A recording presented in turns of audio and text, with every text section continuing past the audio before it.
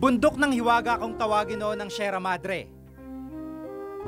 Sa laki nitong mahigit 400,000 hektarya, ang ilang bahagi nito'y hindi pa noon naaabot ng tao. Tinaguri ang isa sa last great forest ng Pilipinas. Taglay nito ang likas na yamang higit na nakararami sa ibang malalaking bansa. Pero tila nanganganib na kumupas na ang hiwaga at ganda ng Sierra Madre. Ang dating bantayog ng buhay at kalikasan, naghihingalo dahil sa pagtutroso. Unti-unti na raw namamatay ang Sierra Madre. At ang pinakabagong saksak sa tagiliran nito, ang sinasabing pagdami ng dump sites at sanitary landfills sa lugar. Ang lugar na ito ang tambakan ng mga hinihinalang smuggled na luya at sibuyas dito sa Bulacan. Diretso itong pinapala sa bangin kung saan nagkakaroon naman ng pangsahod at makikita rin natin na nasa paanan lamang ito ng Sierra Madre. Isa sa mga bagong tayong landfill ang Wacuman sa bayan ng Bulacan. Sa ilalim ng RA 9003 o Ecological Solid Waste Management Program, maaari lamang magtapon sa mga landfill ng basurang residual waste kung tawagin o yung hindi mare-recycle. Bulok na pagkain tulad ng luya at sibuyas ang inabutan naming tinatapon dito.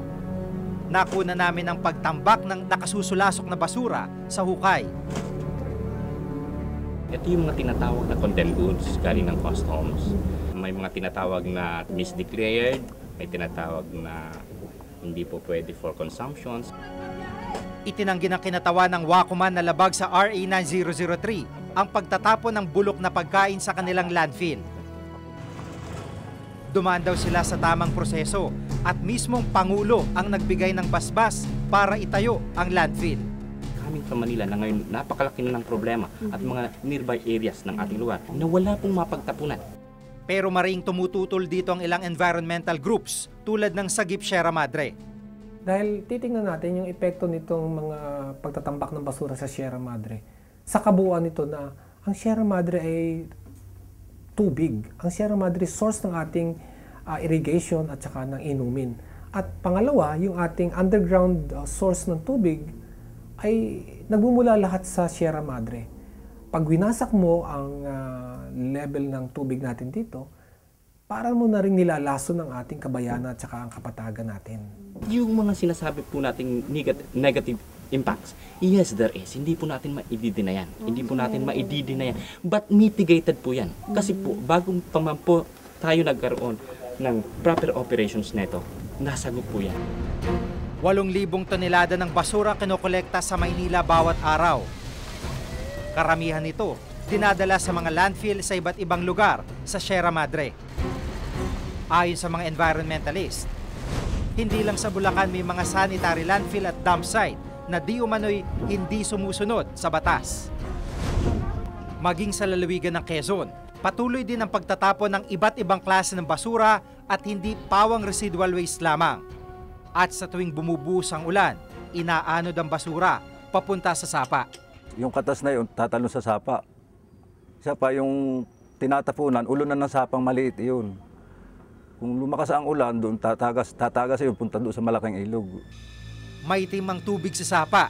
Nakakabahalang itong mismong ginagamit na patubig o irrigation sa mga pananim ng mga magsasaka. Sa bayan naman ng Montalban sa Rizal, isang temporary landfill na puno rin ng basura ang mismong katabi ng MWSS watershed. Protected area ang MWSS watershed at pinanggagalingan ng tubig na mga kabahayan sa Kamaynilaan. Ang paliwanag ko nga dyan saan ka nakakitang matinong may-ari ng bahay na meron siyang balon na pinagkukunan ng tubig o source ng inumin niya at huhukayan niya ang katabi noon para maging Poso Negro.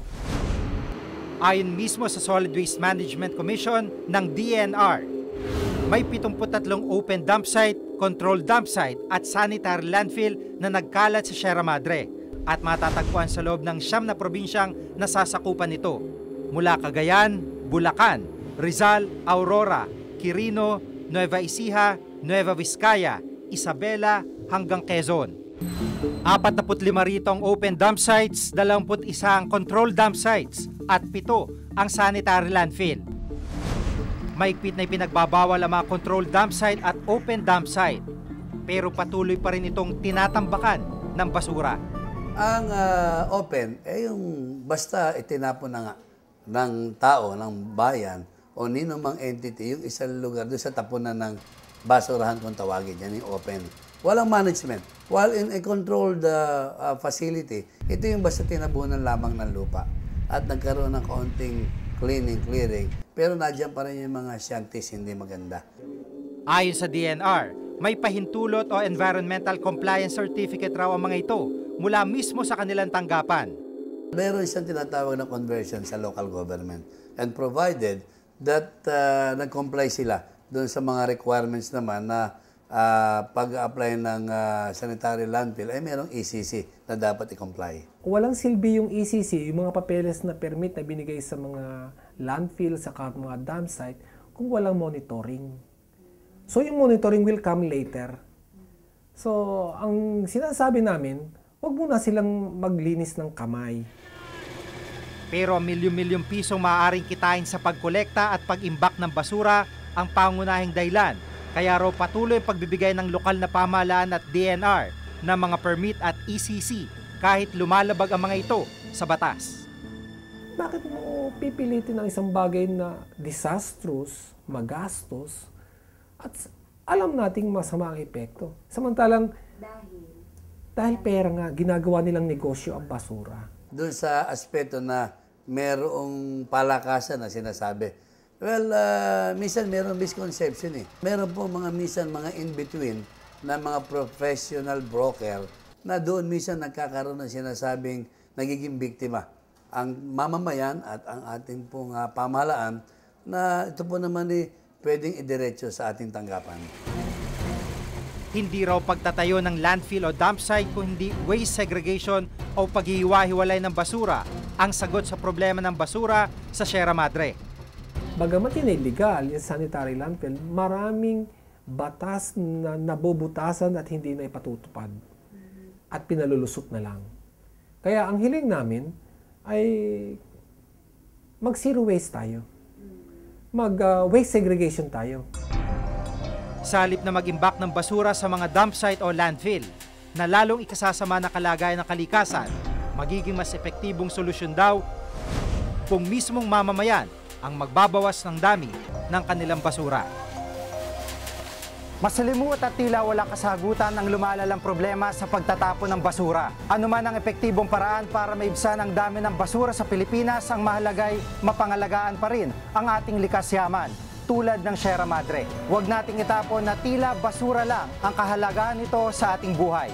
Ako si Jig Manicad at itong nakatala sa aking Reporter's Notebook.